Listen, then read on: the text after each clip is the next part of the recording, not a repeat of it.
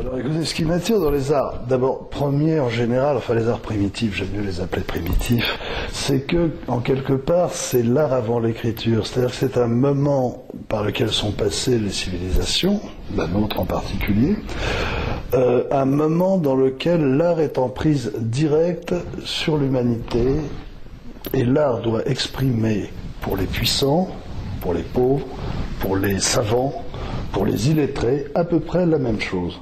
C'est-à-dire des valeurs sacrées, des valeurs de liaison intercommunautaire et des valeurs de rapport avec là où les divinités, là où les ancêtres. Pourquoi l'Afrique ?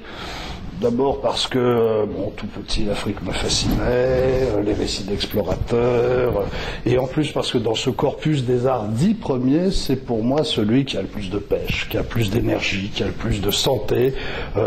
Pour moi, la santé et la vitalité est une des valeurs esthétiques importantes des arts africains.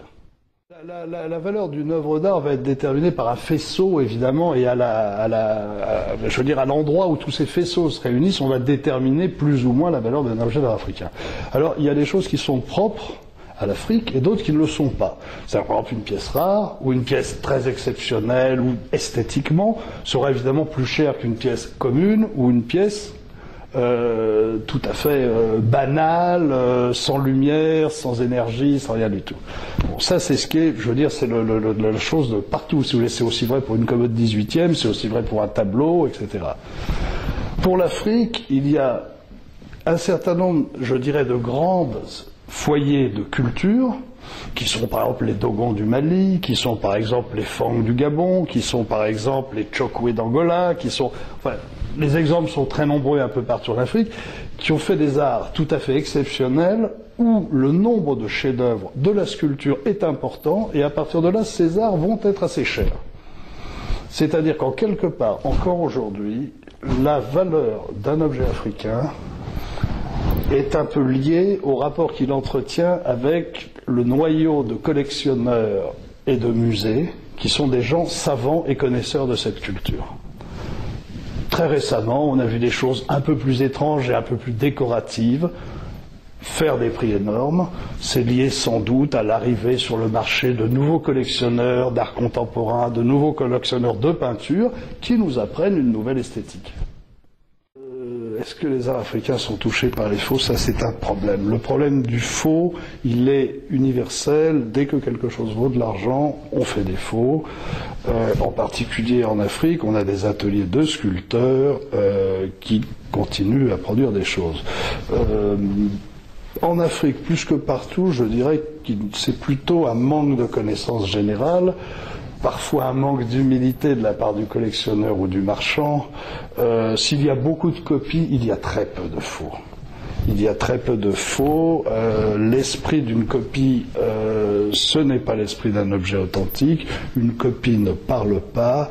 Une copie n'est là que pour essayer, si vous voulez, une copie va essayer de vous faire glisser, soit sur un prix trop léger, soit sur des...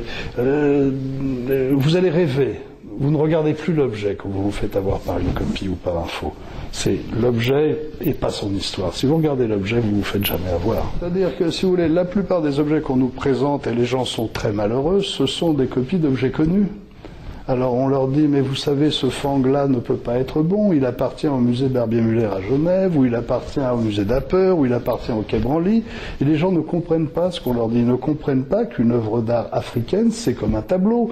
Si aujourd'hui on vous propose les Demoiselles d'Avignon de Picasso, vous allez quand même vous poser des questions. Ben eux pas, en art africain, pour eux c'est de l'artisanat, plus ou moins, ils savent pas bien... Pour le moment, nous n'avons pas été touchés par la crise. Le marché de l'art a très peu été touché par la crise.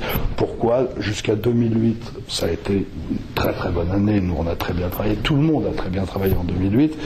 Et les mois janvier, février, mars sont toujours de très mauvais mois pour le marché de l'art. Le marché de l'art commence à s'éveiller fin mars, début avril, mai, juin, après septembre, etc.